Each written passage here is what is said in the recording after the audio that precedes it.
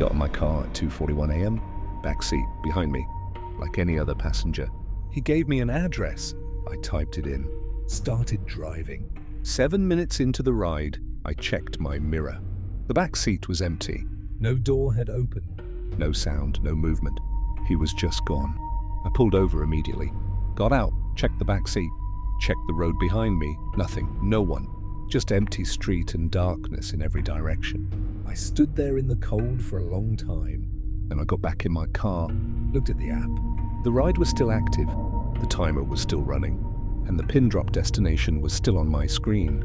I recognized the street name. I wish I hadn't. My name is Marcus. I've been driving for Uber at night for 4 years. I want to be clear about something before I tell you this story. I am not a superstitious man. I don't believe in ghosts. I don't watch horror movies. I don't scare easily. I'm a practical man. I drive nights because the money is better and the streets are quieter. Fewer cars, fewer people. I like the silence. I like the simplicity of it. You pick someone up, you drop them off, you move on. 4 years of night driving teaches you things about people. You see the city in a way most people never do. You see who's out at 1 a.m. and why. You see the desperate and the drunk and the lonely and the lost. After 4 years, nothing surprises you anymore. I thought nothing could surprise me anymore. This happened 8 months ago on a Thursday night in late October. I remember the exact date because I've gone back to it 100 times since then trying to find the explanation. I still haven't found. It was a slow night, cold, the kind of cold that gets into your car no matter how high you run the heat. I'd done maybe 6 or 7 rides since 10 p.m, nothing interesting. Bar pickups mostly, a few people heading home from late shifts. By 2 a.m. I was parked outside, a 24-hour diner on the east side, thinking about calling it a night. I had my coffee. I had the heater running. The streets were almost completely empty. That's when the ping came in. 2:38 a.m, passenger name listed as David, rating 4.6 pickup. Location was 3 blocks from where I was sitting. I accepted it without thinking. Standard. I pulled up to the pickup point at 2:40 a.m. A man was standing on the corner, under a streetlight. Late 50s maybe. Grey coat, dark pants. He was just standing there completely still with his hands at his sides, not on his phone, not looking around. Just standing there staring straight ahead. Something about the way he stood made me look twice. Most people at 2 a.m. are looking at their phones or shifting around in the cold. This man was completely still, like he'd been standing there for a very long time and had gotten used to it. He got in the back seat without a word. I said the standard thing, "Hey man, heading to Birchwood Avenue tonight?" He said yes. Just that, yes. No thank you, no hey. Just yes in a voice that was low and dry and flat, like someone reading a single word from a page. I started driving. The first few minutes were completely silent, which didn't bother me. Plenty of passengers don't want to talk at 2 a.m. and I respect that. I kept my eyes on the road. The streets were empty. The only sound was the heater and the faint hum of the engine. At some point I realized I couldn't hear him breathing. I know that sounds like a strange thing to notice, but after 4 years of night driving, you become very aware of the sounds inside your car. The specific sound of another person in your back seat, their breathing, their movement, the small shifts and adjustments people make without thinking. There was nothing. No breathing, no movement, no sound at all from the back seat. I checked my mirror. The back seat was empty. I want to be precise about this moment because I've replayed it thousands of times since. The door had not opened. I had not heard a sound. The child lock was on, as it always is on night rides. There had been no movement, no change in the car at all. He was simply gone. I pulled over hard, got out fast, checked the back seat, checked the road in both directions. Nothing, no one, just empty street and cold dark air. I stood outside my car for a long time. Then I got back in. The app was still running. The ride was still active. The timer still counting. His name still on my screen. David, 4.6 stars. And the destination pin was still sitting on the map. Birchwood Avenue. I knew that street. I'd driven past it 100 times. It dead-ended at the old municipal cemetery. I sat in that car for probably 15 minutes before I moved. I told myself there was an explanation. He must have gotten out at a red light. I must have been distracted. It happens. People sometimes bail on rides without saying anything. Rude, but not impossible. But the door. I kept coming back to the door. I would have heard it. I always hear it. After 4 years, the sound of my own car doors is as familiar to me as my own heartbeat. They have a specific weight, a specific sound. Neither door had opened. I cancelled the ride.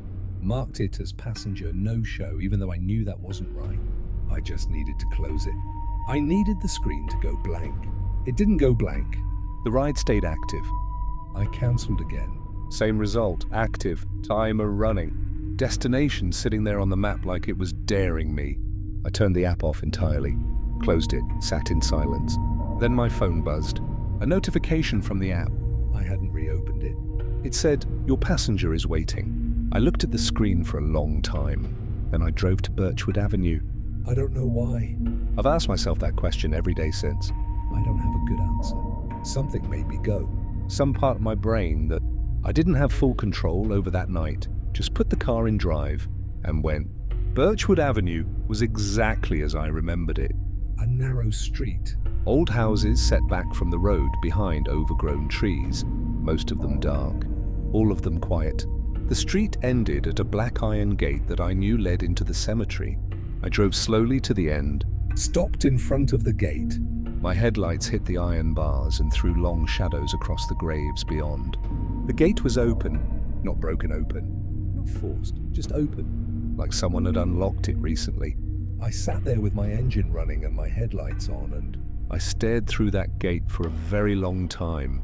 And then I saw him, standing between the graves, maybe 30 feet inside the cemetery. The grey coat, the dark pants, completely still, standing with his back to me and his hands at his sides exactly the way he had been standing on the corner when I picked him up. I did not get out of the car. I put it in reverse. I backed up slowly.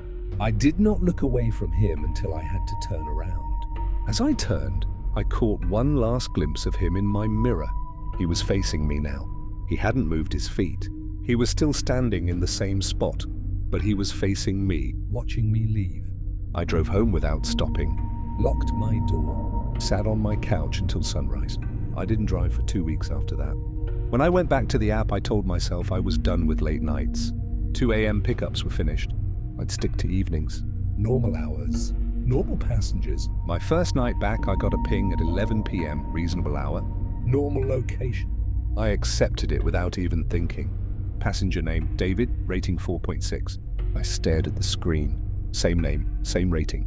Same profile picture and a grey default silhouette. The kind the app uses when someone hasn't uploaded a photo.